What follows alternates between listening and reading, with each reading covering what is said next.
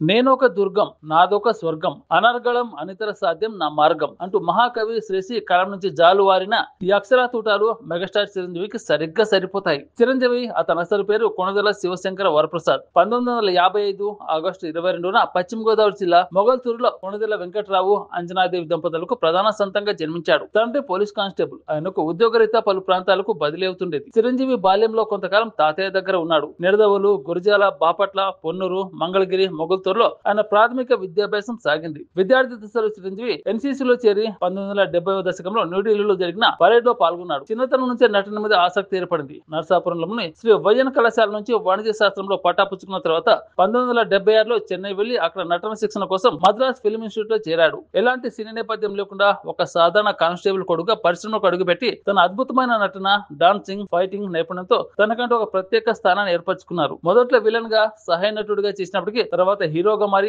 అగ్రస్థానానికి చేరుకున్నారు. చిరంజీవి తన సినిమాల ద్వారా ప్రేక్షకులతో బలమైన బంధాన్ని ఏర్పరచుకున్నారు. ఆయన నటించిన చిత్రాలు కేవలం వినోదానికి మాత్రమే పరిమితం కాకుండా సామాజిక సందేశాలను కూడా అందించాయి. ముఖ్యంగా సామాన్య ప్రేక్షకులకు దగ్గరయ్యే పాత్రలు చేసి వారి అభిమానాన్ని చొరగొన్నారు. తెలుగు సినిమాలో డాన్స్, ఫైటింగ్ శైలిని పూర్తిగా మార్చేశారు. ముఖ్యంగా ఆయన బ్రేక్ డాన్స్ తెలుగు ప్రేక్షకులకు కొత్త అనుభూతిని కలిగించింది. ఈ నైపుణ్యాలు ఆయనకు మాస్ ప్రేక్షకులు మరింత చేరువయ్యేలా చేశాయి. 1988లో విడుదలైన మరణ మృదంగం సినిమా ప్రచారంలో మెగాస్టార్ అనే పదాన్ని ఉపయోగించారు. ఆ పదం చిరంజీవికి సరిగ్గా సరిపోవడంతో అభిమానులు మీడియా ఆయనను ఆ పేరుతో పిలవడం మొదలుపెట్టారు. మెగా అంటే 10 పవర్ ఆఫ్ 6 అని, అది ఆయనకున్న అపారమైన శక్తి, స్టార్డమ్ ను సూచిస్తుందని అభిమానులు భావించారు. సినిమాలు కాకుండా చిరంజీవి ప్రజారాజ్యం పార్టీ స్థాపన, ఆ తర్వాత రాజకీయ జీవితం, అలాగే Chiranjeevi blood bank, I bank వంటి సామాజిక సేవా కార్యక్రమం ద్వారా కూడా ప్రజలకు దగ్గరయ్యారు. సినిమా రంగంతో పాటు సమాజ సేవలు కూడా ఆయన నిబద్ధత, కృషి ఎందరికో ఆదర్శంగా నిలిచింది. ఈ అంశాలు కూడా ఆయన మెగాస్టార్ అనే బిరుదుకు మరింత వన్నె తీసుకొచ్చాయి. ఈ అన్ని కారణాలు కలిసి చిరంజీవిని ఒక సాధారణ నటుడి నుంచి మెగాస్టార్ గా మార్చాయి. ఆయన సాధించిన విజయాలు,